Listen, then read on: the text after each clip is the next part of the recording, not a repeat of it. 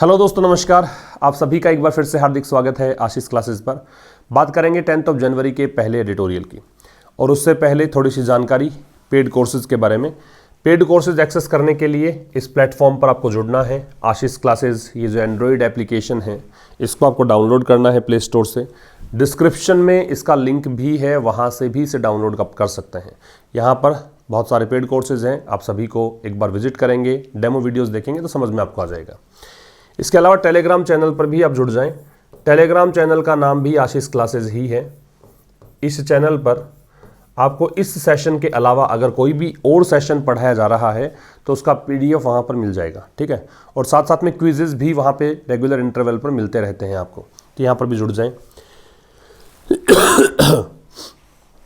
Editorial start करेंगे उससे पहले देखेंगे आज के वर्ड्स, क्योंकि आज का जो एडिटोरियल है उसमें वर्ड्स काफ़ी सारे आप सीखेंगे। फाइनेंशियल आर्टिकल है, बहुत सारे नई चीज़ें आपको सीखने को मिलेंगी। फ्लैग शब्द ये वर्ब के रूप में यूज़ किया गया है, इसका मतलब होता है मार्क। फ्लैग का मतलब है मार्क या फिर इंडिकेट। चिन्हित करना कह सकते हो, ठीक है, अलग से रख देना कह सकते हो, ये होता है इसका। पॉइंट आउट करना कह सकते हो। अपबीट है, ये एक एडजेक्टिव के रूप में यूज़ किया गया है। अपबीट का मतलब होता है ऑप्टिमिस्टिक, या फिर इसे आप चीयरफुल कह सकते हो, या पॉजिटिव कह सकते हो, या होपफुल कह सकते हो। आशाजनक, फुल ऑफ होप जो है उसे कहते हैं क्या? अपबीट। ये एक एडजेक्टिव है। तीसरा शब्द है प्री एमिनेंस। प्री एमिनेंस का एंड है वो ENCE से है, तो जिन वर्ड्स का एंड ENCE से होता है या ANCE से होता है वो सभी क्या होते हैं? नाउन। और प्री एमिनेंस का मतलब होता है सुपीरियरिटी। सुपीरियरिटी कह दीजिए, या फिर आप इसे कह सकते हैं एक्सीलेंस, उत्कृष्टता, श्रेष्ठता। फिर है टेलिंग। टेलिंग एक एडजेक्टिव है। टेलिंग का मतलब होता है ऑब्वियस, या आप इसे यूँ कहिए, जो इसका मतलब है कॉजेंट है, या इफेक्टिव है, ठीक है, या फिर इम्पोर्टेंट है, सिग्निफिकेंट है, महत्वपूर्ण कह दीजिए, प्रभावी कह दीजिए, स्पष्ट कह सकते हैं। फैक्टर इन एक फ्रेजल वर्ब है। फैक्टर इन से मतलब है इंक्लूड, शामिल करना, शामिल करना। फिर है क्रशिंग। क्रशिंग का पार्ट ऑफ स्पीच एक एडजेक्टिव है, इसका मतलब है सीवियर, बहुत ही गंभीर कह सकते हो आप। एक वर्ड है पॉजिट।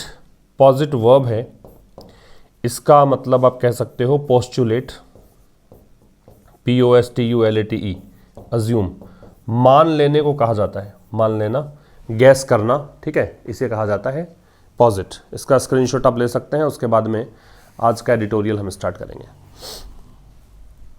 अब देखिए, एडिटोरियल का टाइटल है ग्रोथ कंसर्न्स। क्या दे रखा है? Growth concerns. ग्रोथ का मतलब क्या होता है? वृद्धि, और कंसर्न्स का मतलब होता है चिंताएं। तो ग्रोथ के संबंध में कौन कौन सी वरीज हैं, कौन कौन सी एंजाइटीज हैं, कौन सी चिंताएं हैं, उसको लेकर एडिटोरियल लिखा गया है। तो फाइनेंशियल आर्टिकल है। जो भी रेड कलर में अंडरलाइन पार्ट है वो सभी सब्जेक्ट्स हैं। ब्लू कलर में कोई भी शब्द दिख रहा है वो सारे डिफ़िकल्ट वर्ड्स जो या फिर याद करने योग्य शब्द हैं, या तो आपको आते होंगे, नहीं आते हो तो उसको नोट कर लीजिएगा। The national statistical office first advance estimates. तो क्या कहना चाह रहे हैं? देखो, इसको NSO बोलते हैं, नेशनल स्टैटिस्टिकल ऑफिस को, तो राष्ट्रीय सांख्यिकी विभाग है। उसके जो पहले एडवांस एस्टीमेट्स है, एस्टीमेट्स का मतलब पूर्वानुमान, इसकी वर्ब है वो आर होनी चाहिए। यहाँ इस दे रखा है आपको, इसके स्थान पे यहाँ पे आर, क्योंकि एस्टीमेट्स प्लूरल है। तो राष्ट्रीय सांख्यिकी विभाग के जो फर्स्ट एडवांस एस्टीमेट्स हैं, किसके लिए? आर्थिक आउटपुट। आउटपुट जहाँ पे वर्ड है इसका मतलब प्रोडक्शन मान लीजिए, कि भाई आर्थिक स्थिति कैसी रहेगी, क्या इकोनॉमिक प्रोडक्शन रहेगा, इसके लिए जो आंकड़े हैं, अनुमान हैं, किसमें? वर्तमान वित्त वर्ष में। वो कैसे हैं? ऑप्टिमिस्टिक फोरकास्ट है। वो क्या है? एक आशावादी पूर्ण पूर्वानुमान है। फोरकास्ट का मतलब क्या होता है? पूर्वानुमान। यहाँ पे फोरकास्ट जो शब्द है वो है एडजेक्टिव। कैसे? नाउन है। क्यों? क्योंकि एन लग रखा है डिटरमिनर, तो ये एडजेक्टिव है ऑप्टिमिस्टिक, और ये फोरकास्ट यहाँ पे नाउन है। दैट फ्लैग्स, अब दैट रिलेटिव प्रोनाउन है तो ये कनेक्ट करेगा अपने से पहले वाले शब्द को। भाई हु आ जाता है वाक्य के बीच में, या विच आ जाता है, या दैट आ जाता है, इनका फंक्शन क्या होता है कि अपने पहले वाले शब्द को कनेक्ट करके चलते हैं, ये रिलेटिव प्रोनाउन कहलाते हैं। तो यहाँ पे दैट है वो फोरकास्ट के लिए है, तो फोरकास्ट की वर्ब है वो फ्लैग्स है। फ्लैग्स का मतलब मैंने बताया मार्क करना है, इंडिकेट करना है, पॉइंट आउट करना है। तो ये वो पूर्वानुमान है जो चिन्हित करता है किसको, सम पॉजिटिव ट्रेंड्स, कुछ सकारात्मक जो ट्रेंड्स हैं उनको, और किसको, as well as areas of concern, जो चिंता के क्षेत्र हैं उनको। दैट है, अब दैट फिर से रिलेटिव प्रोनाउन है तो किसके लिए आ रहा है, आना तो चाहिए कंसर्न, लेकिन आप ढंग से पढ़िए इसको, एरियाज के लिए है। ये वो क्षेत्र हैव द पोटेंशियल, जिनमें संभावना है। पोटेंशियल शब्द का मतलब होता है पॉसिबिलिटी, पॉसिबिलिटी, वो क्षेत्र जिनमें संभावना है किसकी, टू डीरेल, डीरेल मतलब पटरी से उतार देना, किसको, द ग्रोथ मोमेंटम, जो भी ग्रोथ का मोमेंटम बना हुआ है कि भी वृद्धि होगी, आर्थिक वृद्धि मिलेगी, रिकवरी होगी, बाउंस बैक होगा, रिबाउंड करेगी इकोनॉमी, उस मोमेंटम को, उस गतिशीलता को डीरेल करने का जो पोटेंशियल रखते हैं वो है एरियाज ऑफ कंसर्न, वो है चिंता के क्षेत्र। एक बार फिर से देख लीजिए, तो यहाँ पे सब्जेक्ट था एस्टिमेट्स, वर्ब होगी are, that relative pronoun forecast के लिए वर्ब होगी flags, that relative pronoun areas के लिए वर्ब है हैव। ठीक, ये तीन तो शब्द आपको सब्जेक्ट और वर्ब देखने थे। फ्लैग है वो चिन्हित करना है, फ्लैग का मतलब मार्क करना है, इंडिकेट करना है, पॉइंट आउट करना है। क्या कहना चाह रहा है कि राष्ट्रीय सांख्यिकी विभाग के जो पहले एडवांस एस्टिमेट्स हैं किसके लिए, इकोनॉमिक आउटपुट के लिए, आर्थिक उत्पादन जो भी रहेगा उसके लिए वर्तमान वित्त वर्ष में, वो एक आशावादी पूर्ण फोरकास्ट है।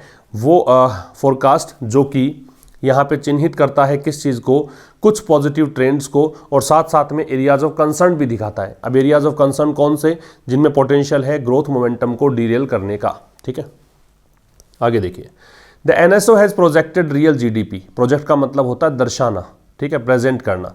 तो एनएसओ राष्ट्रीय सांख्यिकी विभाग हो गया, नेशनल स्टैटिस्टिकल ऑफिस हो गया, इसकी वर्ब है हैज़ प्रोजेक्टेड। याद रखिएगा हैज, हैव, हैड, ये सब जो वर्ब्स होती हैं उनके साथ में वर्ब की थर्ड फॉर्म आप लगाते हैं। ठीक है, हैज के साथ में वर्ब की थर्ड फॉर्म आ जाएगी। तो क्या कहना चाह रहा है, एनएसओ ने प्रोजेक्ट किया क्या चीज, रियल जीडीपी, वास्तविक जो जीडीपी है उसको, फॉर द 12 मंथ्स, 12 महीनों के लिए। और 12 महीने कौन से, जिनका एंड मार्च 2022 में होगा, वो 12 महीने। ठीक है, क्या बताया, क्या प्रोजेक्शन था, प्रोजेक्शन था 147.54 लाख करोड़, इतना होना चाहिए जीडीपी। और ये क्या है, ये 9.2% ज्यादा है, विस्तार है। एक्सपेंशन क्या होता है, विस्तार, एक्सपेंड से बनता है expansion. From the provisional estimate, provisional का मतलब अस्थायी होता है, टेम्परेरी होता है। ठीक है, तो प्रोविजनल का मतलब नोट कर लो, क्या होता है, टेम्परेरी। तो ये जो है ये 9.2% ज्यादा है किससे, जो टेम्परेरी एस्टिमेट था किसका, कितना, 135.13 लाख करोड़ का पिछले वित्त वर्ष में, फिस्कल ईयर का मतलब वित्त वर्ष। When the full fury of the COVID-19 pandemic, fury का मतलब वैसे क्रोध होता है, इंटेंसिटी आप कह सकते हो, पावर कह सकते हो, कि जब कोविड-19 पैंडेमिक जो था उसकी फुल फ्यूरी, पूरा का पूरा जो इंटेंसिटी है, पूरा का पूरा जो इसका क्या कह सकते हैं प्रभाव है, किसका, इससे पैंडेमिक का, हेड कोज्ड, इसके कारण क्या हुआ था, आउटपुट, आउटपुट जहां आ गया इसका मतलब प्रोडक्शन है, इस आउटपुट ने क्या मतलब ये आउटपुट कॉन्ट्रैक्ट हो गया था, कॉन्ट्रैक्ट का मतलब श्रिंक होना, सिकुड़ना, इसका मतलब है श्रिंक, सिकुड़ना। इसके कारण इकोनॉमिक जो आउटपुट है वो गिर गया था, और कहां तक गिरा था, 7.3% तक। ये बाई लग रहा है, इसका मतलब यहां तक गिरा था, ये लेवल बता रहा है। फिर समझिए, एनएसओ की वर्ब तो ये हो गई। ठीक है, इसके बाद में फुल फ्यूरी जो है इसकी वर्ब, ये फुल फ्यूरी कोविड-19 पैंडेमिक की है, इसकी वर्ब है हेड कोज्ड है। मैंने अभी आपको बताया कि has, have, had, will have, shall have, जहां पे भी ये एच होता है उसके साथ में वर्ब की कौन सी फॉर्म लगाते हैं, थर्ड फॉर्म। ठीक, प्रोविजनल का मतलब टेम्परेरी है। तो सीधी सी बात यह है कि एनएसओ ने प्रोजेक्ट किया रियल जीडीपी 12 मंथ्स के लिए, वो 12 मंथ्स जो कि मार्च 2022 में खत्म होंगे, उसके लिए कहा कि भाई जीडीपी रहेगी 147.54 लाख करोड़। इसके बारे में थोड़ा सा इंट्रोडक्शन दिया है कि ये 9.2% ज़्यादा रहेगी, किससे, जो एक अस्थायी सा आंकड़ा हमने लिया था 135.13 लाख करोड़ का पिछले वित्त वर्ष का, उसके तुलना में। ठीक है, और कह रहा है कि ये तब की बात, मतलब ये उस स्थिति में जब कोविड-19 पेंडेमिक की फुल फ्यूरी जो है उसने आउटपुट को कॉन्ट्रैक्ट कर दिया था 7.3% तक, तब की बात है। ठीक है, एट दैट पेस, इस गति पर India's economy would regain, Bharat की जो अर्थव्यवस्था है वुड रीगेन, अब ये वुड दे रखा है, इसका मतलब इमेजिनेशन के लिए कह रहा है, कल्पना करने के लिए कह रहा है, तो ये भारत की इकोनॉमी जो है उसको रीगेन करेगा इट्स प्री एमिनेंस, कि इस स्पेस पर भारत की इकोनॉमी जो है वो वापस से प्राप्त करेगी अपने प्री एमिनेंस को, अपने एक्सीलेंस को, अपने सुपीरियरिटी को। देखा था अभी हमने, प्री एमिनेंस का मतलब होता है सुपीरियरिटी या फिर एक्सीलेंस, उत्कृष्टता। अच्छा, इट्स है पजेसिव एडजेक्टिव है, तो पजेसिव एडजेक्टिव के बाद में जो भी शब्द आएगा वो क्या होता है, नाउन होगा, तो ये प्री एमिनेंस जो है वो नाउन है। तो ये अपने प्री एमिनेंस को प्राप्त करेगा as the world's fastest growing major economy, और किस रूप में, विश्व के सबसे तेज गति से बढ़ती हुई अर्थव्यवस्था के रूप में। ठीक है, तो एट द स्पेस, इस स्पेस पर, एट प्रेपोजिशन है, प्रेपोजिशन अपना ऑब्जेक्ट लेगा, तो पेस इसका ऑब्जेक्ट है, दैट यहाँ पे हो गया डेमोन्स्ट्रेटिव एडजेक्टिव, क्योंकि इसके बाद में नाउन लगा रखा है। अगर नाउन नहीं हो इसके बाद में तो इसे आप कह सकते हैं डेमोन्स्ट्रेटिव प्रोनाउन। ठीक है, तो इस पेस पर भारत की इकोनॉमी जो है वो रीगेन करेगी। इंडियाज इकोनॉमी सब्जेक्ट है, वर्ब इसकी वुड रीगेन है, वुड मॉडल है, मॉडल के साथ में बेस फॉर्म है वर्ब की। इट्स प्री एमिनेंस, ये इसका ऑब्जेक्ट हो गया, क्या प्राप्त करेगा, अपने उत्कृष्टता को, एक्सीलेंस को, सुपीरियरिटी को, किस रूप में, विश्व के सबसे ज्यादा तेज गति से बढ़ते हुए मुख्य अर्थव्यवस्था के रूप में। आगे देखिए, अ की पिलर, की जब नाउन एडजेक्टिव के रूप में आता है, की जब नाउन के पहले आता है तो की का मतलब होता है इंपॉर्टेंट, सिग्निफिकेंट, मैन, महत्वपूर्ण को बोलते हैं। तो एक जो महत्वपूर्ण पिलर है किसका, इस ग्रोथ अजम्पशन का, कि आप जो ये ग्रोथ का अनुमान लगा रहे हो, अजम्पशन का मतलब गैस करना है, तो ये जो ग्रोथ का आप अनुमान लगा रहे हो उसका जो महत्वपूर्ण एक पिलर है, उसका जो बेस है, इज, वो क्या है, तो पिलर की वर्ब है वो इज आ रही है, वो ये है कि द अपबीट आउटलुक, अपबीट का मतलब होपफुल, ऑप्टिमिस्टिक, पॉजिटिव बताया था मैंने आपको, तो इसका बेस ये है, अपबीट आउटलुक है, मतलब जो दृष्टिकोण आपने अपना रखा है वो कैसा अपना रखा है, बिल्कुल ऑप्टिमिस्टिक दृष्टिकोण अपना रखा है आपने, बिल्कुल जो मतलब सकारात्मक एक रवैया अपना रखा है वो है। सकारात्मक रवैया किस चीज़ को लेकर है, फॉर नेट टैक्स रिसीट्स, इसको रिसीट्स पढ़ते हैं, ऑन प्रोडक्ट्स, कि जो आपको टैक्स प्राप्तियां होगी प्रोडक्ट्स पर, उन पर, उनको लेकर, विच द एनएसओ सीज, जिसे कि एनएसओ देखता है, एनएसओ की वर्ब सीज है। एक्सपेंडिंग, कि ये जो टैक्स है ये बढ़ेगा, कितना, बाय रोबस्ट 16.2%, मतलब एक स्ट्रॉन्ग वृद्धि होगी 16.2% तक की। ठीक है, इस रोबस्ट का मतलब यहां पे है स्ट्रॉन्ग, ये एडजेक्टिव है। फिर कह रहा है आफ्टर श्रिंकिंग, कैसे, श्रिंक करने के बाद, श्रिंक क्या होता है, कॉन्ट्रैक्ट करना, सिकुड़ना, कम होना, कितने तक, 18.4% तक, किसमें, प्रीसीडिंग पीरियड, प्रीसीडिंग का मतलब होता है प्रायर, पहले वाले टाइम पे, मतलब इससे पहले इतना संकुचन भी हुआ था, इतना श्रिंकेज भी हुआ था, अब उसके बाद में ये फैलाव होगा, बढ़ेगा। फिर समझिए, एक जो की पिलर है इस ग्रोथ अजम्पशन का, एक जो महत्वपूर्ण पिलर है, बेस जो है ग्रोथ अजम्पशन का, वो क्या है, इज इसकी वर्ब हो गई, वो है आपका आशावादी पूर्ण रवैया, किसको लेकर, आप पॉजिटिव सोच रहे हो, क्या सोच रहे हो, पॉजिटिव, कि आपको प्रोडक्ट्स पर जो टैक्स की प्राप्तियां होंगी वो बढ़ेंगी, और कितनी बढ़ेंगी, इतना बढ़ जाएंगी, किसके बाद, कि भी पिछले पीरियड के अंदर तो ये इतना कम हो गया था, अब क्या बढ़ेगा, इसलिए लग रहा है हमारे को कि ग्रोथ अजम्पशन यहाँ पे देखने को मिल रहा है। आगे देखिए, ग्रोस वैल्यू एडेड, इसको बोलते हैं GVA। ठीक है, gross value added, which relative pronoun इसके लिए है। एग्रीगेट्स, एग्रीगेट का मतलब है to form total of something, ठीक है, किसी चीज़ का पूरा पार्ट बनाना, पूरा भाग बनाना, तो ये GVA है, उसके बारे में कहा है। GVA क्या होता है, ये पूरे आउटपुट को क्रिएट करता है, पूरे प्रोडक्शन को बनाता है इन द वेरियस सेक्टर्स, अलग अलग सेक्टर्स में से, वेरियस का मतलब अलग अलग, किसके, इकोनॉमी के। अब ये तो हो गया इसका परिचय, फिर से GVA पे आ जाओ, GVA की वर्ब ये है। ठीक है, विच रिलेटिव प्रोनाउन था GVA के लिए, इसकी वर्ब एग्रीगेट्स है। तो ये जो GVA है इस प्रोजेक्टेड, इसके बारे में अनुमान है, प्रोजेक्ट का मतलब है गैस करना, अनुमान लगाना, तो इसके बारे में अनुमान है कि टू ग्रो, कि इसमें बढ़ोतरी होगी कहाँ तक, 8.6% तक, ईयर ऑन ईयर, साल दर साल। ठीक है, ऐसी स्थिति में जब कोई दो नाउन साथ साथ में आ रही, दो एक जैसी नाउन है, बीच में प्रेपोजिशन आ रहा है, तो दोनों नाउन कैसी आएंगी, सिंगुलर, ये भी सिंगुलर आएगी और ये भी सिंगुलर आएगी। ठीक है ना, दो एक जैसी नाउन हो, बीच में प्रेपोजिशन हो, दोनों नाउन सिंगुलर होंगी। ठीक है, लेकिन सेम नाउन होनी चाहिए, बीच में प्रेपोजिशन होना चाहिए। तो ये कह रहा है ग्रो करेगी 8.6% तक साल दर साल, ऑन द बैक ऑफ, किस आधार पर, ऑन द बैक ऑफ मतलब ऑन द बेसिस ऑफ, किस बेसिस पर, अ कंटिन्यूड हेल्दी शोइंग, कि लगातार एक हेल्दी शोइंग मतलब एक पॉजिटिव संकेत दिख रहे हैं, किसके किसके पॉजिटिव संकेत हैं, फार्म सेक्टर के, खेती वाले क्षेत्र के, एंड हर्टेनिंग, हर्टेनिंग का मतलब है एनकरेजिंग, प्रोत्साहन देने वाला, और काफ़ी अच्छे डबल डिजिट साइन है, मतलब दहाई के आंकड़े में मिल रहे हैं 12.5% की वृद्धि, किसमें, रिबाउंड इन मैन्युफैक्चरिंग, निर्माण क्षेत्र में। रिबाउंड क्या होता है, रिबाउंड का मतलब होता है रिकवरी, या फिर इसे कहते हैं बाउंस बैक, ठीक है, फिर से उछाल आना। तो समझिए फिर से, ये ग्रोस वैल्यू एडेड जो है इसके लिए विच दिया, इसका परिचय दिया। जीवीए क्या होता है, ये वेरियस जो सेक्टर्स है इकोनॉमी के उसमें आउटपुट को एग्रीगेट करता है, उसके जो प्रोडक्शन है उन सबको शामिल करते हैं जीवीए में। इस जीवीए का अनुमान क्या है कि 8.6% तक ग्रो करेगा, किस साल दर साल, किस आधार पर, जो कंटिन्यूड हेल्दी शोइंग है फार्म सेक्टर में उस आधार पर, और किस आधार पर कि ये एक एनकरेजिंग जो आपको डबल डिजिट रिबाउंड मिल रहा है मैन्युफैक्चरिंग में उसके बेसिस पर, ठीक है। हाउएवर, हालांकि, अब हाउएवर जो है वो एडवर्सेटिव कंजंक्शन है, ये जैसी बातें हमने पहले कर रखी हों, पिछले लाइन में कर रखी हों, पिछले कोई सेंटेंस में, पिछले पैराग्राफ में कर रखी हों, उसको कॉन्ट्राडिक्ट करने के लिए आता है। तो ये कह रहा है कि फिर भी when compared with the pre pandemic FY 2020 GVA, FY हो गया financial year, GVA gross value added होता ही है।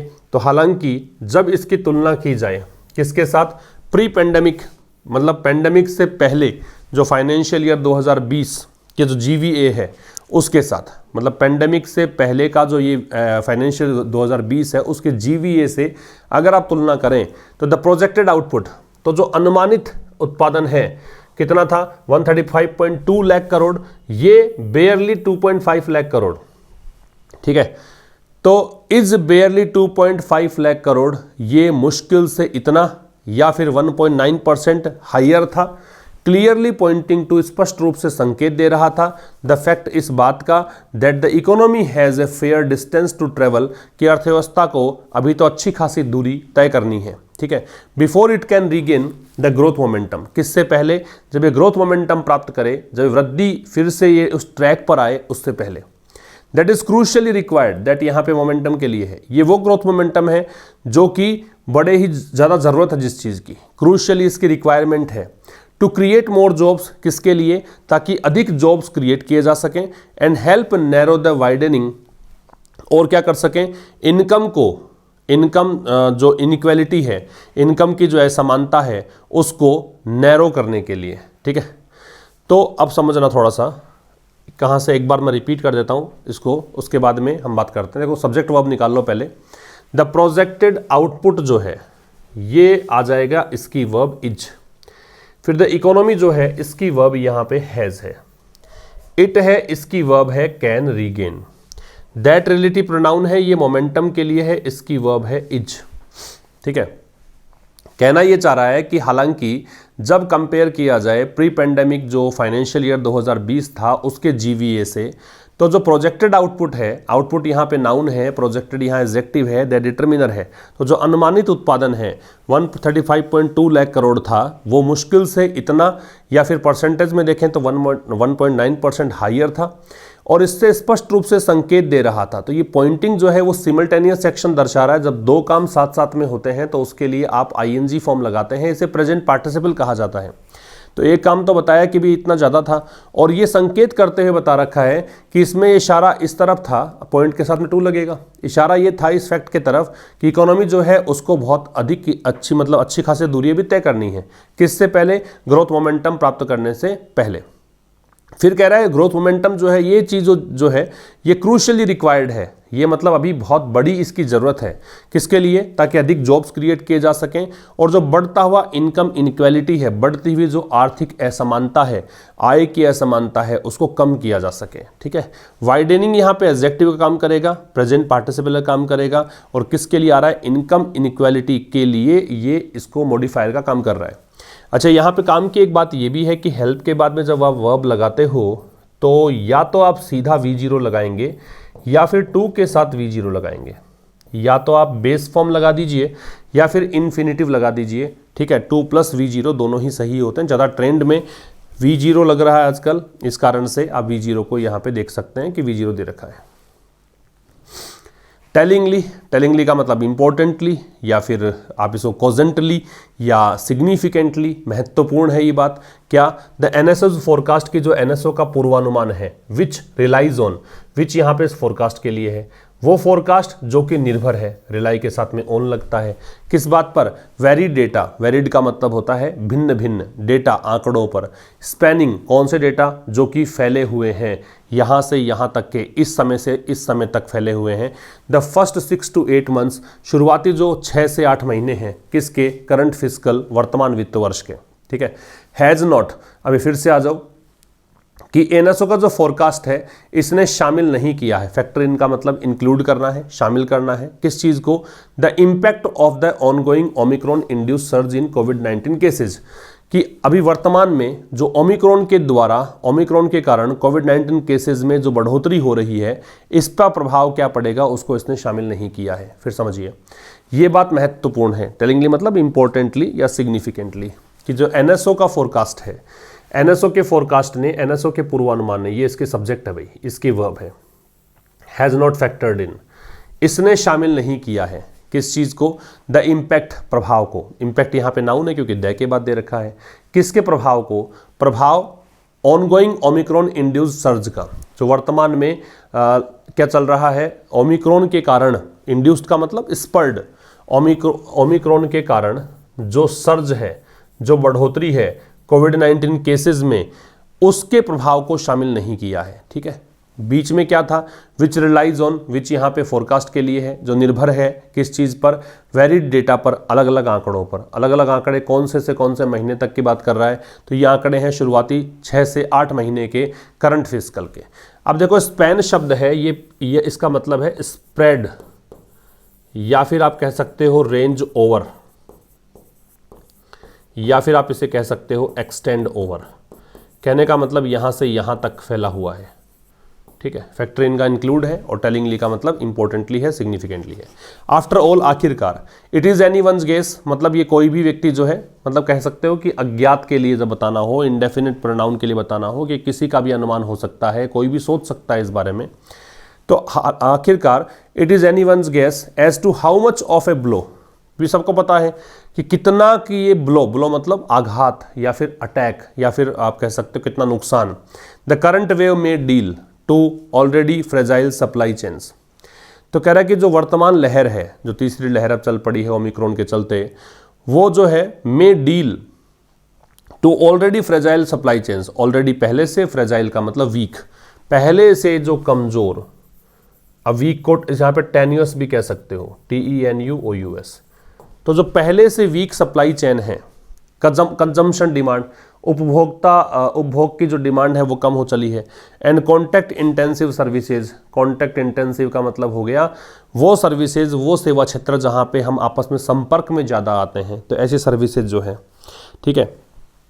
तो ये जो कह रहा है कि भाई after all it is anyone's guess, कि आखिरकार ये सबको पता है कि how much of a blow the current wave में डील टू, कि वर्तमान जो लहर है उसको कितना ब्लो यहाँ पे मतलब डील करना पड़ सकता है, to already fragile supply chains. कहने का मतलब इस तीसरी लहर के चलते ये कितना और प्रभावित हो सकते हैं, ये कोई भी अंदाजा लगा सकता है, प्रभावित तो होंगे और नेगेटिव ही परिणाम निकलेंगे, सबको पता है, ठीक है। इनफैक्ट वास्तव में the private final consumption expenditure, तो जो निजी अंतिम उपभोग का जो व्यय है, विच 2 years ago अकाउंटेड फॉर, और ये जो खर्चा है उसके बारे में बताया विच लगा के, जो 2 साल पहले कितना था। अकाउंट फॉर का मतलब होता है पार्ट ऑफ टोटल फ्रेम करना, मतलब टोटल जो है उसका इतना हिस्सा ये कवर करता है, ठीक है। अकाउंट फॉर का मतलब है to form a part of total, to form a part of total, कुल का एक हिस्सा बनाना। तो वास्तव में प्राइवेट फाइनल कंजम्पशन एक्सपेंडिचर जो है, जो 2 साल पहले लगभग कितना था, क्लोज टू मतलब लगभग 60% था GDP का। इज स्टिल स्ट्रगलिंग, ये जो है अभी फिर से इसी के लिए आ रहा है, ये अभी भी संघर्ष कर रहा है टू रिकवर करने के लिए from the crushing compression. Crushing का मतलब सीवियर, काफ़ी ज़्यादा, कंप्रेशन मतलब श्रिंकेज, कॉन्ट्रैक्शन, संकोचन इसमें आया था, उससे रिकवर करने में ये संघर्ष कर रहा है। इट सफर्ड, अब ये कंप्रेशन जो है, ये जो श्रिंकेज आया था, ये जो कमी आई थी, ये इसने सफ़र किया in the first full year of the pandemic. मतलब जो वित्त वर्ष, मतलब एक जो पूरा साल था पेंडेमिक वाला, उसमें व्हेन इट श्रैंक, उस स्थिति में क्या हुआ था, उस वर्ष में इसका संकुचन हुआ था 9.1%। ये इट की वर्ब है। ये श्रैंक जो है, ये श्रिंक की सेकंड फॉर्म है। श्रिंक होती है फर्स्ट फॉर्म, फिर इसकी सेकंड फॉर्म बनती है श्रैंक, और फिर इसकी थर्ड फॉर्म बनती है श्रंक। ठीक है, तो प्राइवेट फाइनल एक्सपेंडिचर की वर्ब है वो तो है इज, ये इसकी वर्ब है। विच रिलेटिव प्रोनाउन है, ये इसके लिए है, इसकी वर्ब है अकाउंटेड फॉर। तो वास्तव में जो प्राइवेट फाइनल कंजम्पशन एक्सपेंडिचर है, बीच में विच लगा के बताया, ये वो खर्चा है जो 2 साल पहले लगभग जीडीपी का 60% था। अब ये अभी भी स्ट्रगल कर रहा है रिकवर करने में, किससे, क्रशिंग कंप्रेशन से। सीवियर जो कंप्रेशन हुआ है, काफ़ी ज़्यादा संकुचन हुआ है, उससे रिकवर करने में बहुत संघर्ष करना इसको पड़ रहा है। ठीक है, और ये कंप्रेशन इसने कब सफ़र किया था, एक्सपीरियंस करने को बोलेंगे, सफ़र करना यहाँ पे। ये इसने सफ़र किया था पेंडेमिक के पहला जो फुल ईयर था उसमें। उस स्थिति में क्या हुआ था, 9.1% श्रिंक हुआ था। ये वैन आ रहा है क्योंकि ये समय की बात कर रहा है, तो एडवर्ब ऑफ टाइम बताने के लिए आपको बीच में वैन का प्रयोग करना पड़ता है। ठीक है, वाइल द एनएसओ पॉजिट्स, अपोजिट का मतलब यहाँ पे क्या है, गैस करना, अनुमान लगाना, अज्यूम करना, मानना। तो कह रहा है कि वाइल, यद्यपि जो एनएसओ है, जो राष्ट्रीय सांख्यिकी विभाग है, posits consumer spending to grow by 6.9%। इसका ऐसा मानना है कि कंज्यूमर स्पेंडिंग जो है, उपभोक्ता जो है वो खर्चा करेंगे, 6.9% तक बढ़ोतरी इसमें होगी दिस फिस्कल, इस वित्त वर्ष में। द अज्यूम्ड फिगर, तो वो आंकड़ा जिसका आपने अनुमान लगाया है, इज स्टिल ए साइजेबल 2.9% शाई ऑफ। ये अभी भी, स्टिल का मतलब होता है इवन नाउ, एडवर्ब है ये अभी भी, साइजेबल का मतलब होता है कंसिडरेबल, काफ़ी बड़ा, अभी भी 2.9% कम है। शाई ऑफ का मतलब होता है slightly less than, slightly less than, थोड़ा बहुत कम होना, शॉर्ट ऑफ। ठीक है, तो ये अभी भी थोड़ा कम है, किससे, फाइनेंशियल ईयर 2020 के लेवल से। तो कह रहे यद्यपि एनएसओ का अनुमान है कि कंज्यूमर स्पेंडिंग जो है 6.9% तक ग्रो करेगा इस वित्त वर्ष, लेकिन जो अज्यूम्ड फिगर है वो अभी 2.9% कम है, किससे, इस वित्त वर्ष के लेवल से। इक्वली सिग्निफिकेंटली, इक्वली बराबर रूप से, सिग्निफिकेंटली इंपॉर्टेंट है ये बात, तो बराबर रूप से महत्वपूर्ण है ये बात कि the omnibus services category, omnibus का मतलब होता है जिसमें अलग अलग सोर्सेज से चीज़ें शामिल की गई हैं, जिसमें बहुत सारी चीज़ों का मिश्रण है, उसे कहते हैं ओमनीबस। तो इक्वली सिग्निफिकेंटली, सिग्निफिकेंटली यहाँ पे एडवर्ब है, और एडवर्ब को मॉडिफाई करने का काम भी एडवर्ब ही करता है, तो इक्वली भी यहाँ पे एडवर्ब है। तो बराबर रूप से महत्वपूर्ण है ये बात कि ओमनीबस सर्विसेज कैटेगरी जो है, दैट स्पेन्स, स्पेन का बताया था मैंने, स्प्रेड होना, रेंज होना यहाँ से यहाँ तक की, तो इसमें शामिल क्या क्या है। ठीक है, तो ये बात महत्वपूर्ण है कि ओमनीबस सर्विस कैटेगरी, कौन सी कैटेगरी, कैटेगरी के लिए दैट है, तो कैटेगरी को देखकर स्पेन्स है, जिसमें शामिल है ट्रेड, शामिल है होटल, शामिल है ट्रांसपोर्ट है, कम्युनिकेशन है, ब्रॉडकास्टिंग है। ठीक है, ये सब शामिल है, और makes up a fifth of the GVA, साथ साथ में जीवीए जो है ग्रॉस वैल्यू एडेड, उसका ये 1/5 भाग भी मेकअप करता है। मेकअप का मतलब इतना पार्ट भी कवर करता है ये। ठीक है, इज एस्टिमेटेड, अब ये इज किसके लिए आ रहा है, इस कैटेगरी के लिए है।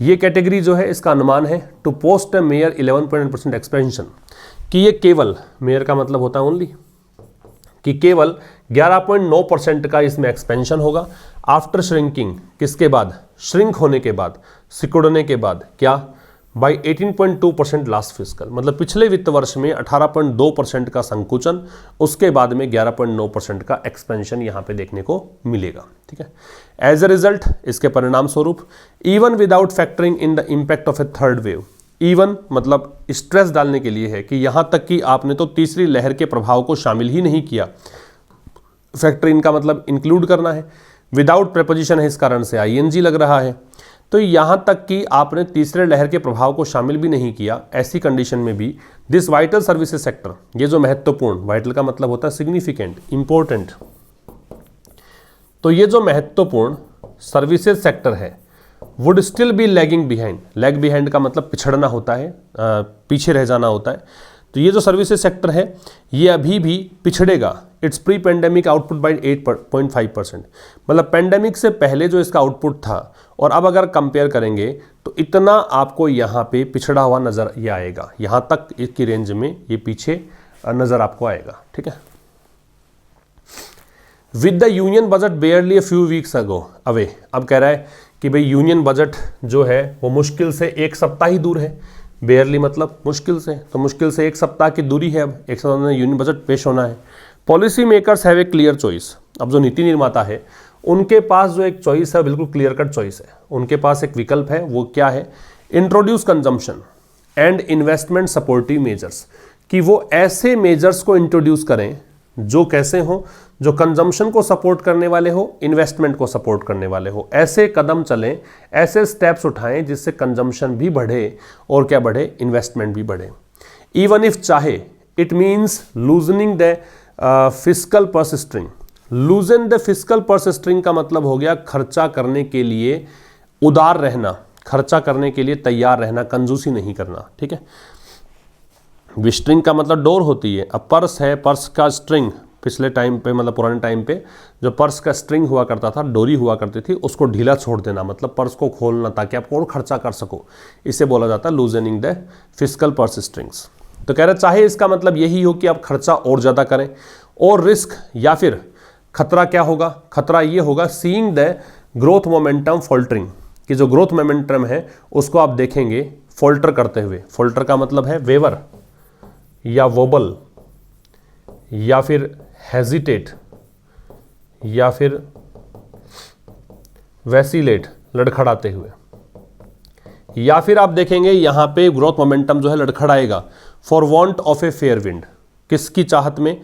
फेयर विंड का मतलब है फेवरेबल कंडीशन की चाहत में। फेयर विंड है, इसका मतलब आपके फेवर में चीज़ें आएंगी, उसके लिए छटपटाहट होगी, उसके लिए आपको थोड़ा सा और अधिक स्ट्रगल करना पड़ेगा, ये करना पड़ेगा, या फिर आपको क्या करना चाहिए, यहाँ पे खर्चा करें, तैयार रहें उसके लिए। तो ये था आज के इस एडिटोरियल में। अब हम मिलेंगे कल शाम 5 बजे, तब तक के लिए नमस्कार, थैंक यू वेरी मच।